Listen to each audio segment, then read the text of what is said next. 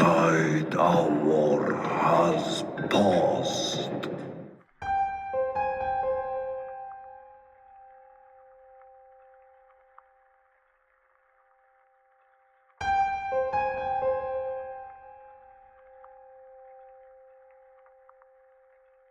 "2024 gave us a truly horrifying production.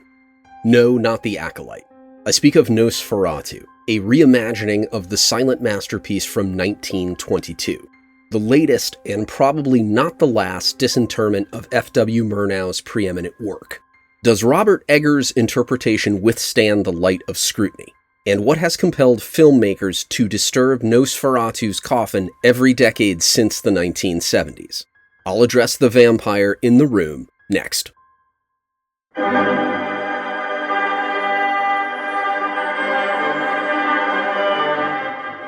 Welcome to Galactic Initiative. I'm your host, Jeff. And monster movies based on 19th and early 20th century writings fascinated me from a young age.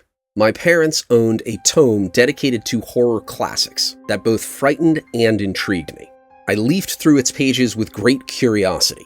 Dracula, Frankenstein, the Wolfman, the Phantom of the Opera, Jekyll and Hyde, the Mummy, etc. Black and white photographs of actors in startling makeup, made even scarier by the ominous flares and shadows of developing technology. Among the well-known characters of Bela Lugosi, Boris Karloff, Claude Rains, Lon Chaney, and Lon Chaney Jr., I encountered an unfamiliar character played by Max Schreck. The German's monstrous persona, Count Orlok, furnished the book's most terrifying images in one spread. Its lifeless form on the deck of a ship, and its shadow ascending to a bedroom during the night. It was fear incarnate. It was Nosferatu, nightmare fuel. I watched the quote-unquote original and, over time, the remakes and spin-offs. Original isn't a fair description, because Nosferatu was an unlicensed version of Dracula. However, it altered significant details, so it had its own merits and demerits. Of all the reproductions of the reproduction, Shadow of the Vampire is my favorite. An interesting take on the first film's cult status. Extraordinary premise and cast. Willem Dafoe, John Malkovich, and Cary Elwes. In short, though Dracula was the acclaimed literary source, Nosferatu was the clever cinematic adaptation that took on a life of its own. Many credit Nosferatu as the initial horror movie, and thus the birth of an entire genre. Eggers decided to reinvent Nosferatu since it inspired his filmmaking career. He is known for The Witch, The Lighthouse, and The Northman. Perhaps he should have chosen The Nosferatu. Reports of the project began in 2015. As I conducted research, I perceived an undertaking that slowly sank from major motion picture to major pet project. I applaud Eggers for tenacity in the face of corporate delays. Ultimately, he spent on Nosferatu in 2024 only $10 million more than Francis Ford Coppola spent on Dracula in 1992. His modest budget was evident on screen at times. The settings, city, mountains, castle, and ship would have benefited from additional funds. But to Eggers' credit, he compensated for scale with intensity. In lieu of panoramas, complex models, and digital renderings, he relied on shadows, desolation, and frigidness. Like Coppola's Dracula, Eggers' Nosferatu was an achievement of cinematography. Jaron Blaschke, who shot The Lighthouse and The Northman, deserves award nominations for Nosferatu. Regardless of the story, you'll appreciate the style. Blaschke's transitions and moody interiors were outstanding. He tracked across foreground obstructions, a choice discouraged by logic and convention. In doing so, he created apprehension as audiences lost sight of characters and darkness momentarily engulfed the screen. What awaited on the other side? Fortunately, Eggers and Blaschke didn't use the technique for jump scares. Okay, you get the point. Photography was the film's best quality, and it added value to a relatively low-cost production. When I refer to specific characters, you'll see this slide with the correlations between Nosferatu and Dracula. If you don't remember or never experienced the stories, it'll be helpful. Nicholas Hoult and Lily Rose Depp starred. In keeping with Dracula and Murnau's German knockoff, the Carpathian Mountains hosted the majority of Act 1. As Thomas Hutter, Holt showed his range by journeying both literally and figuratively from anxiety to terror. The promise of wealth ensnared him, but as death loomed, the desperation of true love saved him. Unfortunately, he convalesced during Act 2 and found only dead ends during Act 3. Dead ends. Forgive me. Thomas wasn't Nosferatu's protagonist, quite different from Jonathan Harker, who destroyed Dracula. The change weakened the story, in my opinion. Nosferatu culminates in tragedy. Dracula culminates in triumph. Only one character decided the former, while many characters influenced the latter. But Eggers was faithful to Murnau in that respect. I won't analyze masculine and feminine roles in Victorian Europe, the Black Death and its lingering repercussions, Gothic horror as subversive literature, Germany 3 years after the Treaty of Versailles, feminism and its immediate objective, suffrage, around the post-war world. All the themes, influences, and movements present or imagined in Dracula and Nosferatu. I don't have time to produce a long-form video about them, but YouTube features such explorations for your enjoyment. Depp gave a first-rate performance. Prior to Nosferatu, I'd never seen the actress. She conveyed Ellen Hutter's melancholy, protests, and seizures with frightening realism. Her victimization was the primary conflict, and her forfeiture was the climax and resolution. She spared her husband and countless others in her city from certain death. Again, quite different from Mina Harker, who lacked self-determination. The variation exposed a conceptual divide between Stoker and Murnau. Dracula was a monster to be destroyed. Orlok was a curse to be undone.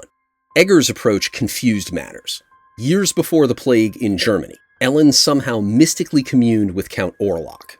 When it arrived and wreaked havoc, she blamed herself.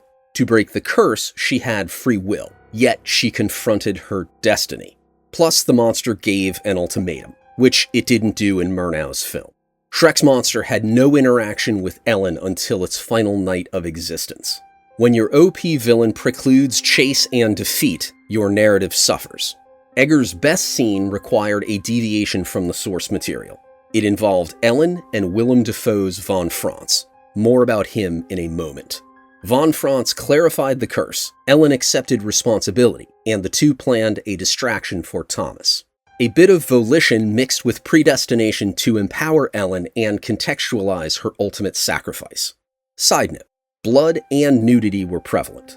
I'm not prudish or puritanical, but without justification, the wantonness distracted from the plot. Less, not more, generates shock. Willem Dafoe was excellent as Professor von Frantz, a discredited academic who studied the occult and correctly identified it in the city. 3 major problems with his character. In Murnau's film, with the name Bulwer, he existed only on the periphery. He had negligible screen time, and he served no purpose.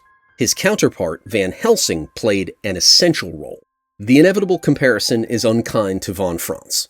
Dracula's plot necessitated Van Helsing for exposition. He explained the unexplainable, thereby setting the stakes, directing the main characters, and arranging the climax. His eccentricities and deductions endeared him to audiences. Since Eggers borrowed von Frantz from Stoker, that is, the character resembled Van Helsing, not Bulwer, a degree of artistic license was possible. Clearly, Eggers recognized Van Helsing's importance. To include him, the director altered Murnau's account. So, why, after including him, did Eggers neutralize von Frantz? He preserved Van Helsing's personality with one critical exception. He replaced proactivity with reactivity. Nosferatu's viewers knew more about the monster and its intentions than the esteemed professor, which prompted the question, why bother? Why revise Murnau's work in a fruitless way? Von Frantz sometimes lightened the mood with his quirkiness, other times his theatrics heightened the tension. Meh. Willem Dafoe could have delivered an all-time performance, but he felt like an afterthought to me. Finally, Bill Skarsgård as Count Orlok. The actor reminds me of Lon Chaney, Bela Lugosi, and Boris Karloff because he frequently, perhaps always going forward, portrays movie villains.